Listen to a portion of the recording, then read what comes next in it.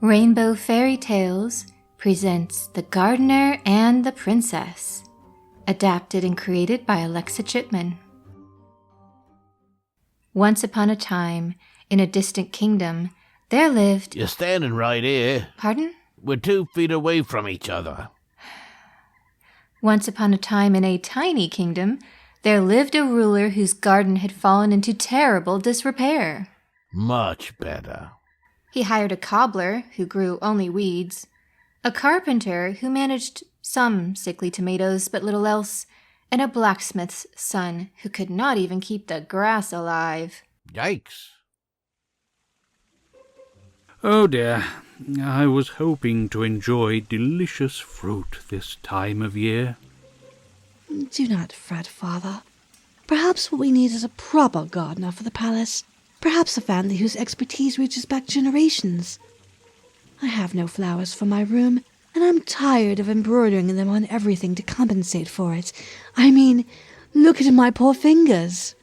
Where am I to find such a person? You are the king. Simply write out a pronouncement and send out via messengers to inform the townsfolk. Indeed, quite so.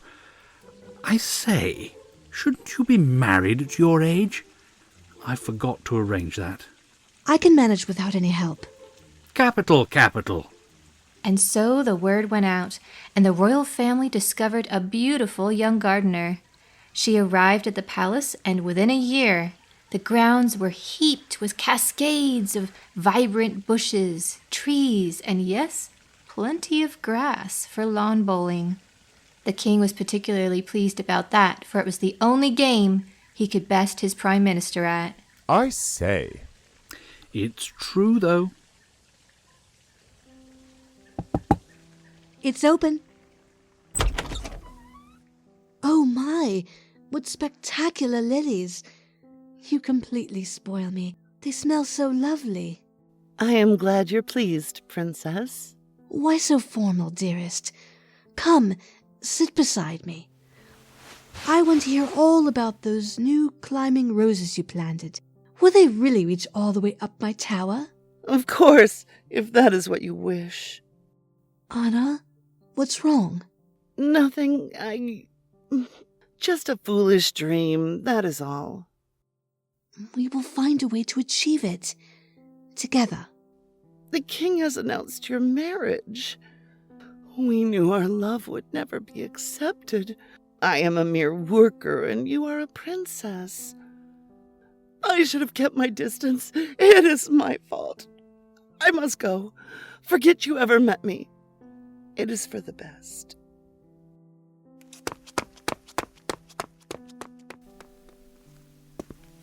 I say, what was she so upset about? It's not the lawn, is it? Father, I thought we agreed that I would be arranging my betrothal. Sorry, I forgot. And the Prime Minister's son, what's his name? Thomas. He's quite enamoured of you, and seems like a fine fellow. So I approved it. Wedding's in 1 month. Do you need gems, a new gown, perhaps a pony? No, I need to be marrying the woman I love. But I promised young Thomas. Fine. Let's make it a competition. Send them both to a far-off land, and the first to return, I will wed. Happy? Well, I suppose so. Who is this true love of yours? Anna. The gardener? Horrified that his beloved daughter might marry a commoner, and not even one from the wealthy merchant class, the king took great care to weigh the race in Thomas's favor. The prime minister's son received a handsome stallion and 2 large purses of gold. Anna was given a lame donkey and a few copper coins. The princess knew her father well, so she slipped her lover a large amount of silver, which Anna carefully hid in one of the tattered saddlebags.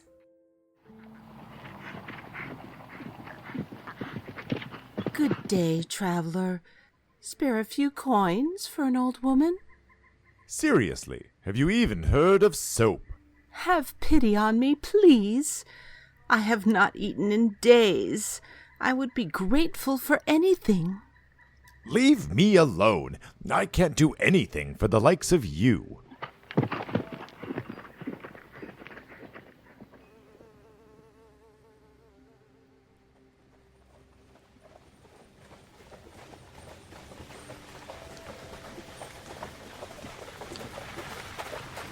Good evening, traveler. Spare a few coins for an old woman? Of course. You know what? My girlfriend gave me a lot of spending money, and I won't need it all. Take half of it. I see a town up ahead. You can ride my donkey. It's a long walk, and we can find some shelter and a meal together. That sounds wonderful. A hot stew, perhaps, or some rosemary sourdough. They only found garlic bread, alas, but the humble inn had soft, warm beds. The pair was rudely awakened by the city's heralds announcing that the local king was infirm and looking for a physician to restore his youth. You were so kind to me, so I shall give advice in return. Cure this monarch, and ask for his bronze ring. Accept nothing else as payment. Unless he is a plant, I'm not sure there is much I can do. Now, there's a thought. But no. Go out the south gate in town, and you will find 3 puppies. Oh. You must kill the dogs and burn them. I don't think so. No reward is worth that. Oh, good girl, that was a test. Of what? Or whether you are worthy to possess the ring. Wash each puppy, but do not throw the water away.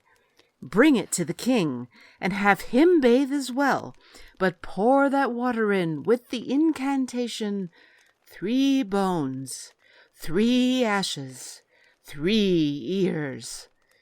Visualize the king young and rejuvenated while stirring the water 12 times clockwise. That sounds a bit odd, but I will do as you ask. Shall we see if there is cheese soufflé for breakfast? There were only day-old scones and raisin muffins, laid out by the innkeeper, but it was enough to sustain the gardener in her quest. She found the puppies and wasted half the day playing with them. They were so cute. Oh. Eventually, she followed the witch's instructions and cured the king, who was very reluctant to part with the bronze ring. Duty won out, and Anna skipped back, excited to find out what was so important about some old piece of jewelry. Why are we at the beach? Does the ring create picnics? Traveling by sea is the fastest way to complete your journey. Simply ask the ring for a ship and crew of your choosing. Anyone? Oh, yes, indeed. You could request the finest sea captain or perhaps a gorgeous pirate queen. That would be my choice. Bronze ring. Prepare a splendid ship that is painted green, with gold leaf accents and silver masts. Wait, no, that clashes. Gold-colored masts as well. I want a crew of 12 experienced sailors led by, Santa Claus. Seriously? Oh, and lots of sparkly gems everywhere for fun. Ho, ho, ho! Where ye be headed today? Ah, yes, Miss Anna. You've been on my nice list every year. Why, if it isn't the Witch of the East. Claus. Still sore about that coal last year. I'm working on it. So I see. All aboard for adventure. Ho, ho, ho! Thanks for everything. My pleasure. Don't forget to be brave for your princess. When in doubt, trust the cats. What? And with that dubiously helpful piece of wisdom, Santa Claus and the gardener set sail. In very little time, they reached the far kingdom, arriving in a glittering seaport. Anna searched for a trinket to prove she had completed her mission to the king back home, only to stumble upon a familiar face sweeping the shop floor. What is your name, sir? Thomas, I am the son of a rich prime minister. Do not heed this degrading occupation I am reduced to. My coins ran out. It was those fine hotels price gouging the caviar. Now I have no way home. Don't worry. I can give you a ship. You won't be stranded here. Really? I will do anything, my lady. Thomas can be forgiven for not recognizing her. Usually Anna was wearing floral overalls covered in mud, but Santa had equipped her in a golden gown trimmed with fur, borrowed from Mrs. Claus. For all his arrogance, the gardener did feel sorry for the lad and asked the ring to create a ship for him to return home, although she did make sure it was slower than her own. We can't really fault her for that. Unfortunately, Thomas did not see it the same way, and when he arrived home to find the pair already wed, he vowed revenge. I say that's terribly unsportsmanlike of him. Definitely on the naughty list. Anna, I could lie here all day. I know what you mean, but my ship leaves in an hour. You can just tell them to wait.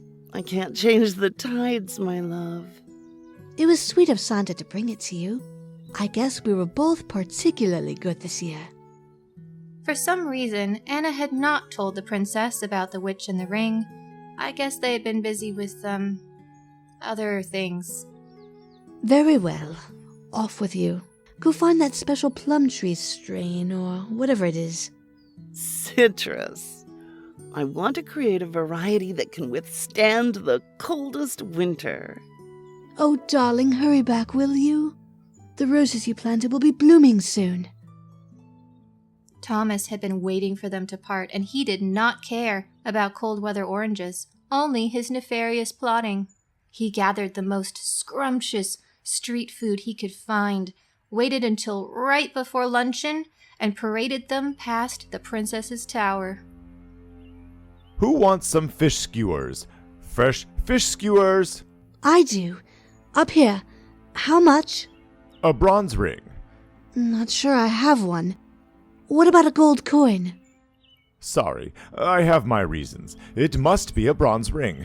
Look around. There might be one. Maybe your wife has one. I'm sure she won't mind. Oh, found one. She had it tied to a pillar for some reason. So silly. The snack was delicious, but the princess had no idea how much it had truly cost her. Bronze ring, I command you to turn that wretched gardener's ship into rotting wood. The crew shall be landlubbers who don't know the difference between port and starboard.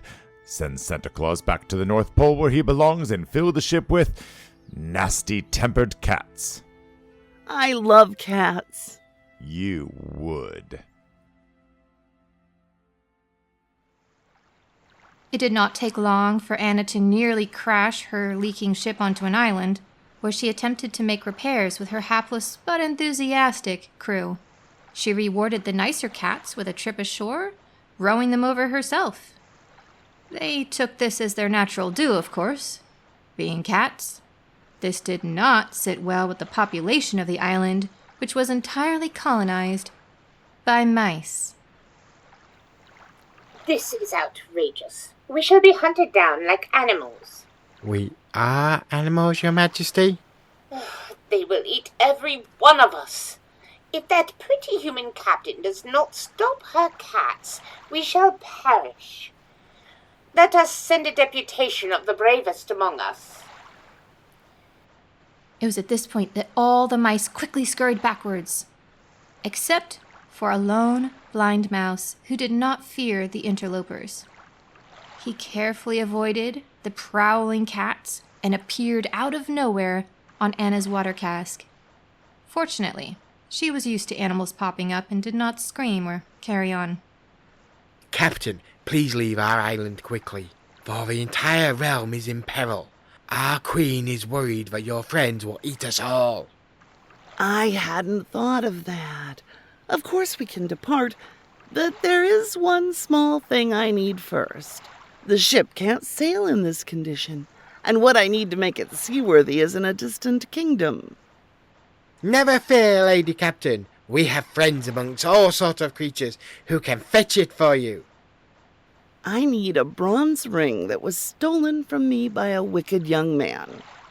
I can give you instructions on where to find him. And if we don't? Then I shall trust the cats and let all of them loose on your island. Until then, keep them on your ship. Agreed.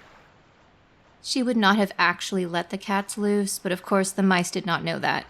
The Queen and the blind mouse set off to locate Thomas using the cunning magic of fairy friends on nearby islands.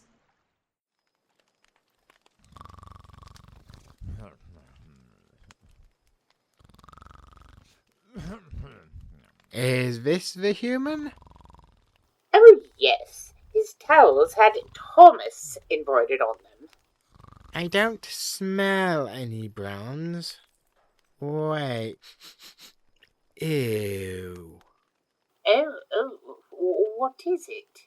He sleeps with the ring in his mouth. Fetch me some pepper. In that way, if he sneezes, then perhaps it will come out. There was a reason the mice had made her their queen. The ring did indeed come flying out, landing in the blind mouse's paws. He washed them no less than 7 times afterward, complaining the entire trip home. Lady Captain, we found your ring. Thank goodness. Your people are safe. We shall set sail at once. And now, bronze ring, please restore my ship. And you know what? Bring Santa back one more time. He will know what to do with all these cats.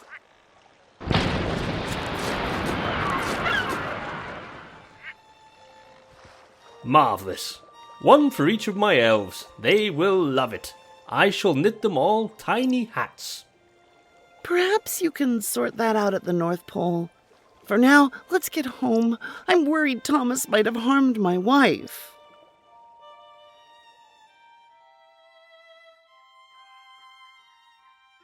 Anna! Dearest, you're safe. I heard about the shipwreck. I've been so worried. But then this mouse came and informed me not to be alarmed. She was wearing a tiny tiara, so I knew she could be trusted. Speaking of which, there is something I should have told you about. The ring you gave him? It's magical and grants wishes. I think we need to hide it somewhere better, where nobody can get at it. Not even us. What if you need to use the ring again? I already have everything I could wish for. I have you.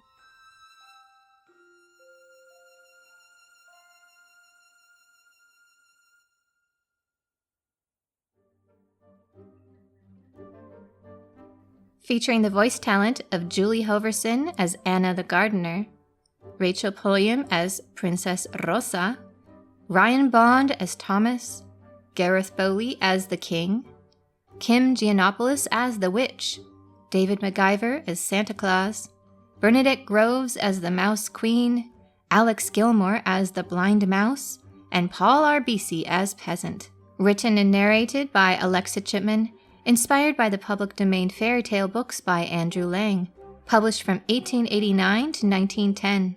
Music by Kevin MacLeod at Incompetech.com.